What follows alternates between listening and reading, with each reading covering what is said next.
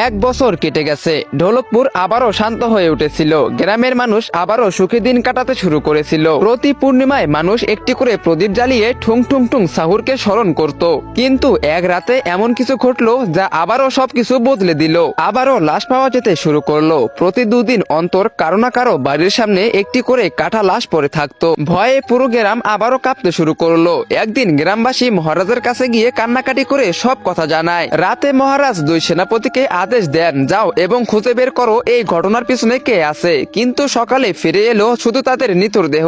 একজনের মাথা নেই, অন্যজনের পা কাটা। মহারাজ বুঝে গেলেন ভয়ঙ্কর কিছু একটা ফিরে এসেছে, এমন কিছু যা শুধু মৃত্যুর খেলা খেলতেছে। তিনি দীর্ঘ শ্বাস ফেলে বললেন, এখন এই যুদ্ধের মুখোমুখি আমাকেই হতে হবে। সেই রাতে মহারাজ গোপনে গ্রামে আসেন এবং একটি গাছের আড়ালে নিজেকে লুকিয়ে রাখেন। কিন্তু যখনই রাত অনেক বেশি গভীর হয়ে যায়, ঠিক রাত 2:30 হঠাৎ চারিদিকে ধোঁয়া ছেয়ে যায় এবং সেই ধোঁয়ার ভিতর থেকে একটি অদ্ভুত আওয়াজ আসে। মহারাজ এটা দেখে কিছুই বুঝতে পারতেছিলেন না। তখনই ধোঁয়ার মাঝখান থেকে বেরিয়ে আসে একটি পুতুল, গোল গোল চোখ, জ্ঞানহীন এক হাসি, কিন্তু চেহারাটা যেন মৃত্যুর পরোয়ানা। পুতুলটি একটি বাড়ির দরজার কাছে গিয়ে শিশুদের মতো সুরে একটি গান গাইতে শুরু করে। আর সেই গান শুনে একজন লোক বাইরে বেরিয়ে আসে এবং মুহূর্তের মধ্যেই পুতুলটি তার মাথা চিবিয়ে খেয়ে ফেলে। লোকটি যন্ত্রণায় ছটফট করতে করতে মাটিতে লুটিয়ে পড়ে। মহারাজ এসব কিছু দেখে একটু ঘাবড়ে যান। তিনি বুঝতে পারেন এর সামনে যাওয়া মানে নিজের মৃত্যুকে নিজেই লেখা। পরের দিন সকালে গ্রামের মানুষ জড়ো হলে মহারাজ তাদেরকে বলেন, এটি আগের ভূতের চেয়েও বেশি ভয়ঙ্কর।